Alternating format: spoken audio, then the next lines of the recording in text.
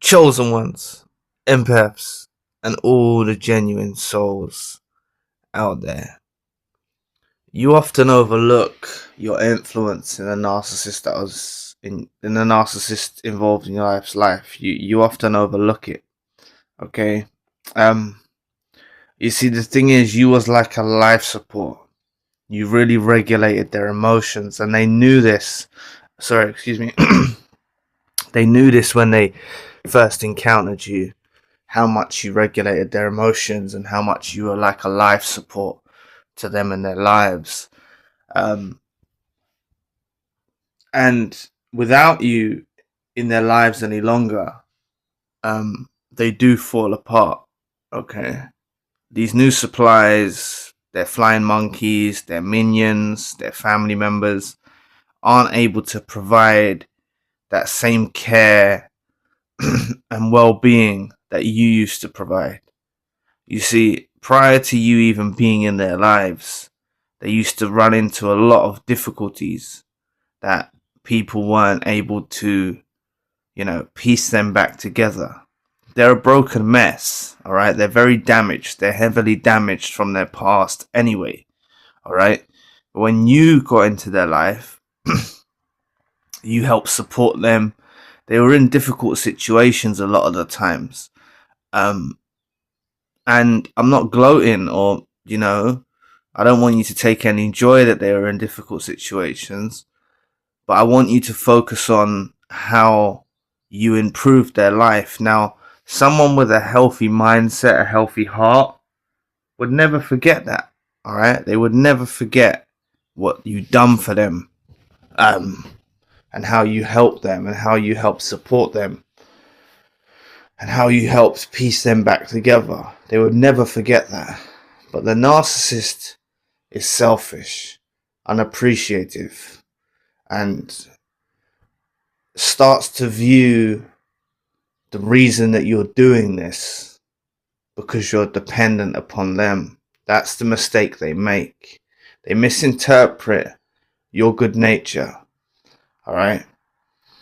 There's things that I've heard from, many people in discussions in one-to-one sessions and things like that. It's like sometimes the narcissist, job being without a job can affect anyone. Anyone can lose their job at any time and things like that, right? This is just an example, but sometimes people have met the narcissist that was involved in their life and the narcissist hasn't ever had a job. And you looked through that. You saw them as a person. You wasn't with them for their finances or anything like that. You was with them because they were a companion, or you wanted to help them, and you had a solid bond with them. And them having a job or not having a job wasn't anything that you was fazed or worried about. Please please like, share, and subscribe. But that wasn't something that you were fazed about. Okay, and in this day and age, you have people that make these. Sometimes they come up on shorts, and they come up on. I see some of this toxic kind of what's put out there. Maybe it's feeding more of the youth. I'm not sure, but they'll say things like, I will not be with anyone unless they have a 7-figure income, or I will not be with anyone unless they drive a supercar, or unless they've got 5 businesses. And they come out with these outlandish things, and it's like, you got to understand that you was with this narcissist when they were at their worst, and you looked past that. You knew that difficult situations could fall on you, and it doesn't just have to be to do with finances or work. It could also be something like ill health. You've encountered narcissists that are in ill health, and you help support them. Perhaps you took them to doctor's appointments. Perhaps there's loads of things that you done for these narcissists, and by you being this influence in their life, that helped regulate their emotions. And it was honestly like a life support. You didn't know that you was actually like a life support in their life. You didn't realize it at the time. But the longer that you stay providing this well-being for the narcissist and this attentive care, they get used to it, and they think that that is what you should do, and that you don't have a life of your own, and that your life is revolving around theirs. You see, initially they realize that you're doing these things. They do have the comprehension, like, wow, this person is doing these things for me, all right? And they're very mesmerized by it and infatuated by it, that they found someone and encountered someone that helps them. They are. But it's just as time plays out, they start to get used to what you're doing, and they appreciate it less and less and less and less, to the point where they think this is just a duty that you have to do in their lives. All right. This is their nature. This is their nature. So they do get inquisitive, and they do get curious, and they do think, what would life be like with someone else? And they think that other people, their mistake that they make is they think that they manipulated you and deceived you into doing these things, and they don't realize this, that this is your nature. You're not a people pleaser, but you like to do your best by people, you like to help people, you like to support people, you care for people. And if you have someone in your life who you care about and who you love, it doesn't really just have to be romantic relationships, it could be any type of relationship. If you have someone in your life that you feel you have a close connection with, then you will do your all for them. You will be self-sacrificial to help them out and things like that. But the narcissist that was involved in your life makes the mistake of thinking that they can get this type of treatment anywhere they go. And this is what I need you to focus on. You have to understand that when they go back out into the world without you, and they're around their family members, their minions, it's not even necessarily just a new supply. When they're around their family members and their minions, they get a realization of how their family members wasn't there for them in the first place, prior to meeting you, right? I had a one-to-one session with someone who, and there was someone in the comments who put it as well. Someone in the comments section put it the other day, and they said that they done everything for the narcissist in their child. Okay, they done everything for the narcissist in their child. And what you got to understand is, in that specific scenario, if you're watching this video, you know who I'm talking about, so shout out to you. But in that specific scenario, I touched on this the other day as well, like, that narcissist wasn't that was involved in their life wasn't getting the support from the child's parent. Okay, they wasn't getting the support from their family, they wasn't getting the support from anyone else, and this person come in to their life, the empath, the chosen one, the genuine soul, as a lifeline. Okay, as a support, as a lifeline. And yes, they may have appreciated it initially, they may have said thank you, they may have said these things, but the more that you're involved with it and you do these selfless actions, they become accustomed and think it's just a duty that you will do. Okay. And there was someone who I had in a one-to-one session that I spoke to, and the narcissist in their life was denied the duty of being a parent by their own family. Okay, they wasn't allowed to be the parent that they wanted to be in the child's life, and by the empath chosen one, a genuine soul, encountering their life, they finally got to do the things for their child independently. Because sometimes when like narcissists that are raised in narcissistic dynamic family units, they don't get the independence, they don't learn self-sufficiency, and their family members or carers or whatever will, rather than teaching them how to fish, will keep catching the fish for them. Okay, and that's what happened. So I was talking to someone about this in a one-to-one session the other day, And what this empath and chosen one, a genuine soul, provided in their life was showing them that you can do this yourself, and like helping them through it as well and supporting them through it. And what I'm saying is when these relationships with the empath and the narcissist in any of your dynamics, you and the narcissist involved in life, ends, they will crumble. Sorry, excuse me. They will crumble because they've no longer got that person like you supporting them, helping them, and easing them through life, regulating their emotions and being that life support. Okay. They haven't got someone who's being that lifeline in their life, helping them towards what they're progressing with. And obviously from your perspective, when you're doing these things, you think you're building with someone, yet they take advantage of it. They look at it as, oh, it's your duty now.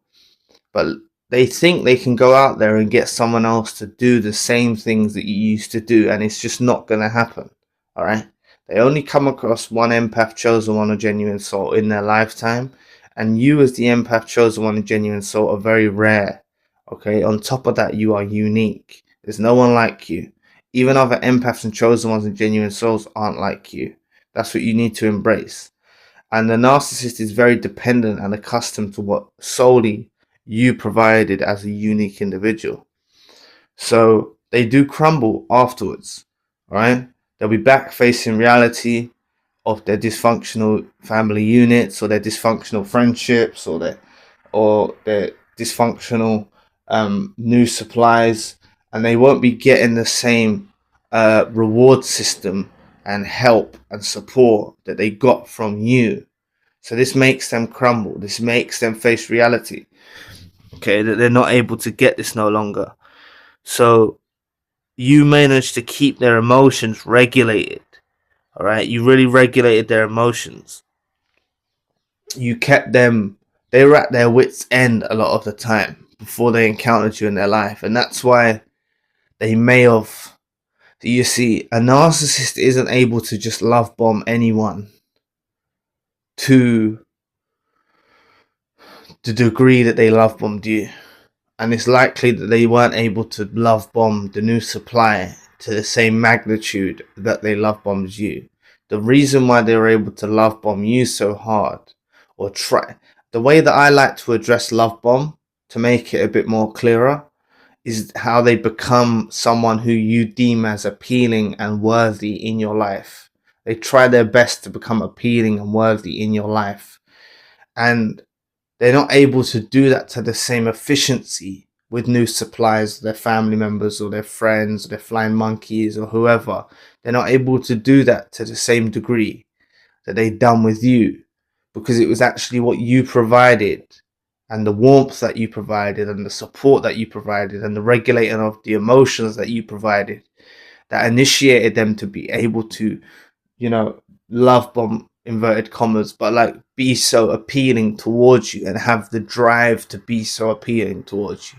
They don't have the drive to be so appealing to these new suppliers or their flying monkeys or their family members, and they've already got history with their family members and flying monkeys anyway, and they've already seen how their flying monkeys and their family members and their associates and all that didn't do the things that they'd done for them prior to you even being in their life. So they've got, what's the word I'm looking for? Resentful. They're resentful towards them anyway, even if they're just smiling in the face of these flying monkeys and family members and all that. They are resentful in the heart of hearts. They are resentful in the core of them towards these individuals, because they are conscious of the fact that you were different. You've done things that they didn't do. And it's not just about gain. Okay, it's not just about, oh, the narcissist gained from you. It's not just about gain. It's more about what your influence in their life provided for them. Okay, and that's why I said about the regulating of emotions. They're very unstable creatures as it is, but you kept them from going over the edge. You kept them from falling apart. You prolonged them crumbling and turning into a disastrous mess sooner. That's what your influence done in their life. All right. So when they're with their new supplies or flying monkeys or family members, yeah, they may try to play that they're happy and they're living a life the best and all of that, but really they're crumbling and falling apart with the memory of you knowing what you provided. They're conscious of it. Now, you may say, but why does the narcissist seek to destroy? The narcissist seeks to destroy you so you don't have this influence in anyone else's life. Because they know how worthy you are. They know that you're grade A. They know that you supersede the rest. And they know they can't get you back now. A lot of the times, many of you, they know they can't get you back. Or they know it's very difficult to get you back.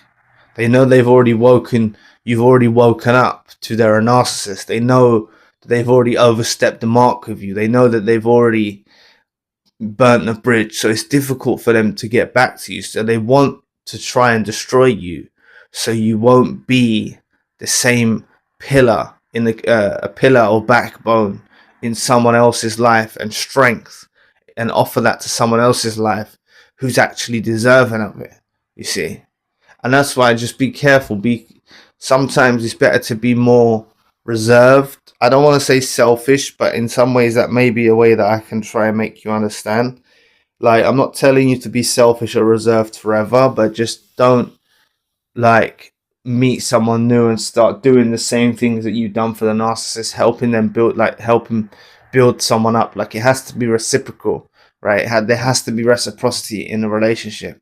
It's not that you're doing things so you gain from it, but it has to be appreciated and understood and valued if you provide, because you provide a lot in someone's life.